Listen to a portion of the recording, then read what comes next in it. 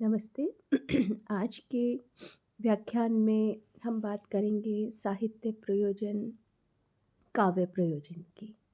जहाँ तक हम इस शब्द पे चर्चा करें कि साहित्य और प्रयोजन क्या है, तो साहित्य साहित्य के भाव से बना साहित्य और प्रयोजन को हम देखें तो प्रयोजन रहेगा कि किसी भी कार्य के पीछे करने का क्या कारण है, क्या हेतु है, हम क्यों कर रहे हैं, क्या उद्देश्य है। क्योंकि हम देखते हैं कि मनुष्य अपने विवेक और बुद्धि के कारण जिज्ञासु प्रवृत्ति कर रहा है। हर कारण और कार्य को जानने के पीछे उसकी प्रवृत्ति रही है। और वहीं जब साहित्य के विषय में बात करते हैं तो साहित्य प्रयोजन का प्रश्न उपस्थित होता है।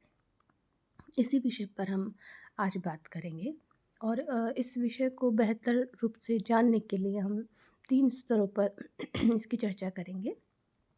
पहले हम देखेंगे कि किस तरह से संस्कृत आचार्यों ने इस विषय में बात की है, साहित्य प्रयोजन के विषय में कहा है, और हिंदी के आचार्यों ने क्या कहा है, पाश्चात्य विद्वानों ने इसे किस तरह व्याख्यायित किया है, और निष्कर्ष रूप में हम देखेंगे कि क्या है साहित्य का प्रयोजन।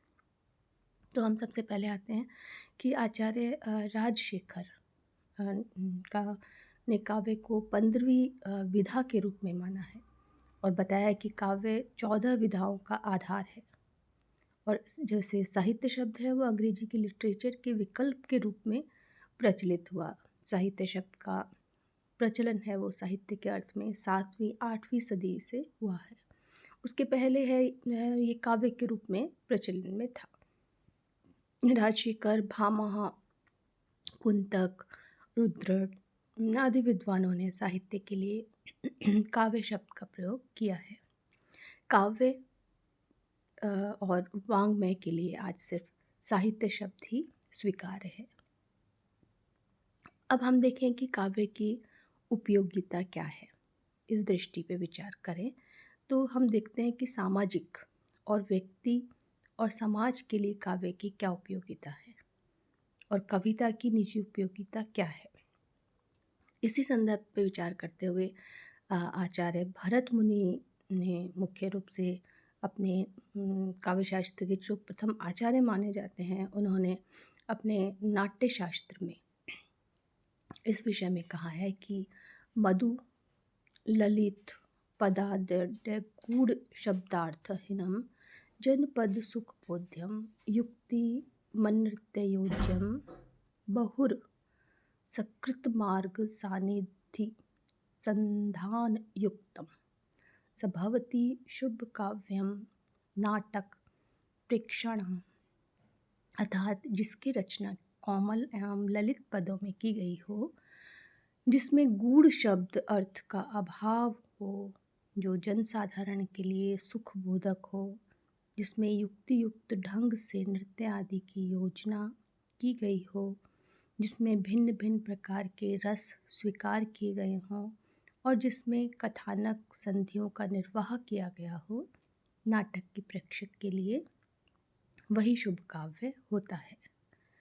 तो यहाँ हम देखते हैं कि आचार्य भरत मुनि ने मुख्य रूप से कोमल और ललित पदों की बात की है, जो कि सहज रूप में जनसाधारण के लिए सुखबोधक हो और उसके हृदय में उतर जाए और जो उसके मन को झंकृत कर दे, आनंदित कर दे। इसी तरह आचार्य भरत मुनि कहते हैं कि जो उस प्रयोजन उन्होंने माना है काव्य का, उसमें मुख्य रूप से बात की है धर्म, यश, आयु की वृद्धि, हित की, कल्याण हित, बुद्धि का विकास तथा लोकोपदेश। तो इसमें यश की प्राप्ति तो कवि को होती है, धर्म की प्राप्ति कवि को भी है और सहृदय को भी। शेष सभी तत्वों का संबंध प्रत्यक्ष रूप से सामाजिक है। अब हम बात करते हैं आचार्य भरत की। भरत ने नाटक की उपयोगिता प्रधान रूप से लोक कल्याण में मानी है। कविता पर विचार करते हुए वह 3 सत्ताएं मानते हैं, जिसके अंदर मुख्य रूप से 3 सत्ताएं हैं, कवि, कविता और सामाजिकी।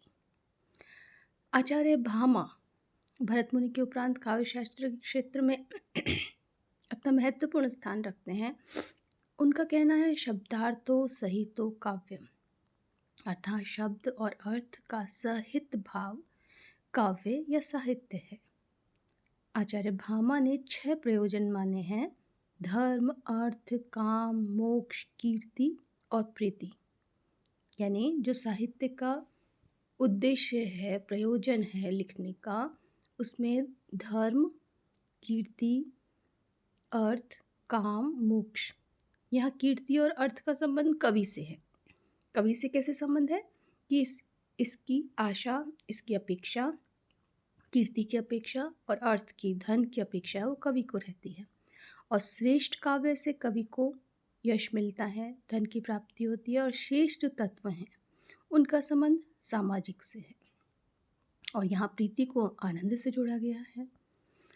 कुंतक ने भी चतुर्वर्ग धर्म, अर्थ, काम, मोक्ष को काव्य का प्रयोजन माना है।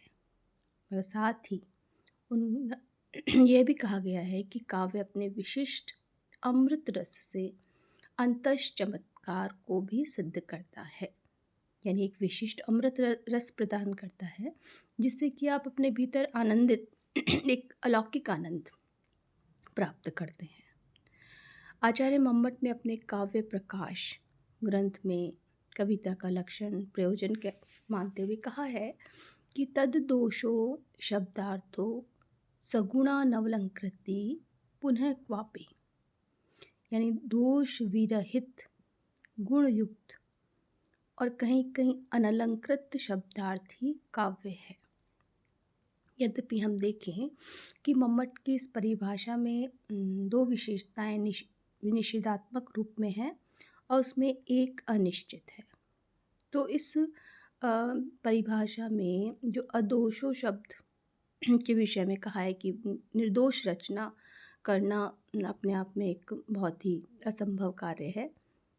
आचार्य रामचंद्र शुक्ल हिंदी के विद्वानों में अपना महत्वपूर्ण स्थान रखते हैं। उनका कहना है इस संदर्भ में कि जिस प्रकार आत्मा की मुक्तावस्था ज्ञान दशा कहलाती है, उसी प्रकार हृदय की मुक्तावस्था रस कहलाती है। हृदय की इसी मुक्ति साधना के लिए मनुष्य की वाणी से जो शब्द विधान करती है उसे कविता कहते हैं। तो आचार्य रामचंद्र शुक्ल ने आत्मा की मुक्त अवस्था ज्ञान दशा माना है और हृदय की मुक्त अवस्था रस माना है। यानी हृदय से जब आप कोई भीतर से कोई बात निकलेगी और पहुँचेगी तो वो आनंद और रस की तरफ ले जाएगी। और जहाँ बुद्धि और विवेक से जो चीज़ ज्ञान से निकल रही है वो आपको ज्ञान दशा की ओर ले जा रही है। इसी क्रम में महादेवी वर्मा जी ने काव्य की परिभाषा देते हुए कहा है कि कविता कवि विशेष की भावनाओं का चित्रण है और वह चित्रण इतना ठीक है कि उससे वैसी ही भावना किसी दूसरे के हृदय में आविर्भूत होती है। अब देखिए, वैसी ही भावना जिसे साधारणीकरण कहा जाता है कि जो भाव पाठक कवि के मन में है वही भाव पाठक के मन में भी उत्पन्न हो। डॉक्टर श्याम सुंदर दास इसी में कहते हैं कि काव्य वह है जो हृदय में अलौकिक आनंद व चमत्कार की सृष्टि करे। सुमित्रानंदन पंत ने इस विषय में कहा है कि काव्य हमारे परिपूर्ण क्षणों की वाणी है। परिपूर्ण क्षण जिसमें आप पूरी तरह अपने आप को उंडेल दें। अब हम पाश्चात्य विद्वानों की बात करें तो सर्वप्रथम देखें कॉलरिज ने इस काव्य प्रयोजन के विषय में कहा है कि भावनाओं की क्रमिक अभिव्यक्ति को सुंदर शब्दों द्वारा सजाने की बात आपने कही है। Poetry is the best word in their best order. यानी सर्वोत्तम शब्द अपने सर्वोत्तम क्रम में कविता है। वर्ड्सवर्थ ने इस विषय में कहा है poetry is the spontaneous overflow of powerful feelings. It takes its origin from emotion recollect in tranquility. कविता प्रबल अनुभूतियों का सहज उद्रेक है जिसका स्रोत शांति के समय में समृद्ध मनोवेगों से फूटता है।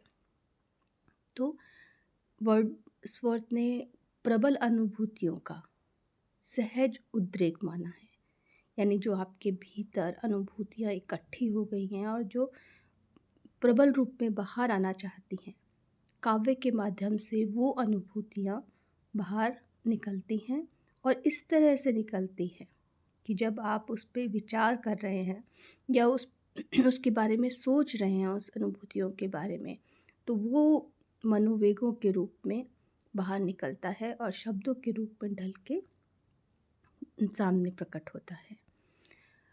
इसी में हमने जब मम्मट की बात की थी तो वहाँ भी ये एक चीज़ आई थी कि कांता सम्मित उपदेश की बात मम्मट ने कही थी। जब मम्मट ने काव्य के 6 प्रयोजन माने थे और उसमें 6 प्रयोजन में ये माना था कि यश, अर्थ और अशिव से रक्षा और सहृदय से संबंध की बात उन्होंने कही थी।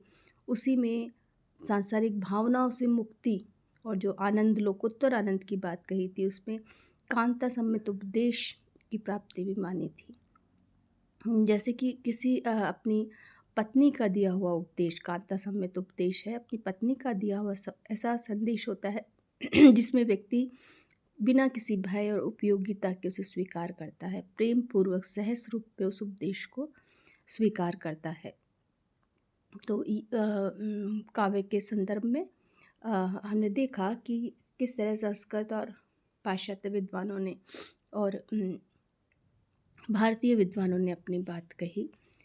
इसी में हमने देखा कि पाश्चात्य, जब हम समीक्षा की बात करते हैं तो मुख्य रूप से पाश्चात्य समीक्षा में प्लेटो ने और दूसरे विद्वानों ने भी आनंद के विरोध में नैतिकता या उपदेश की बात की थी।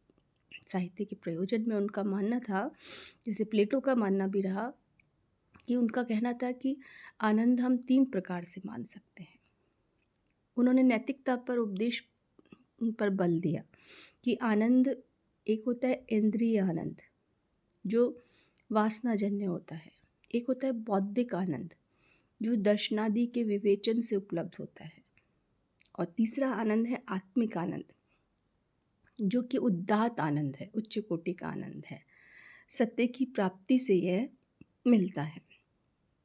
इसी तरह हमने देखा कि लॉजाइनस ने भी जब आनंद की बात की है तो उस काव्य के प्रयोजन का उल्लेख करते हुए उनका कहना था कि ये एक आंदोलित करता है और श्रेष्ठ काव्य जो है वो श्रोता को उत्प्रेरित करता है।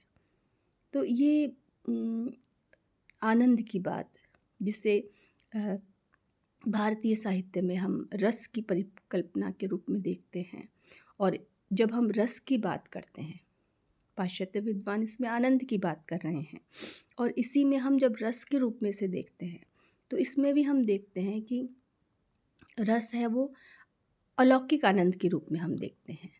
तो उस नैतिकता उसके अंतरंग लक्षण के रूप में प्रतिष्ठित होती हुई हमें यहाँ दिखाई देती है।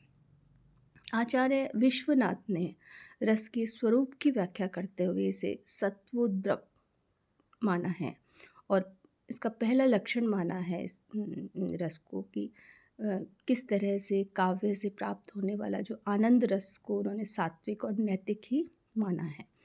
तो जिस तरह पाश्चात्य विद्वानों ने उपदेश और नैतिकता पर बल दिया काव्य के प्रयोजन में, उसी क्रम में हमारे यहाँ भी भारतीय साहित्य में भी संस्कृत आचार्य ने भी काव्य के प्रयोजन में रस को महत्व दिया, और रस भी किस में है, वो आनंद रस है, वो सात्विक है, वो नैतिक है। और भारतीय काव्य चिंतकों ने चतुर्वर्ग को काव्य का लक्षण माना है। यह मान्यता भामा से लेकर आचार्य विश्वनाथ तक हमें दिखाई देती है, और विश्वनाथ ने माना कि कवि को अर्थ की प्राप्ति होती है और सामाजिक को धर्म और काम मोक्ष की। चतुर्वर्ग को काव्य से संबद्ध करने के प्रयास के मूल में धारणा यह है कि काव्य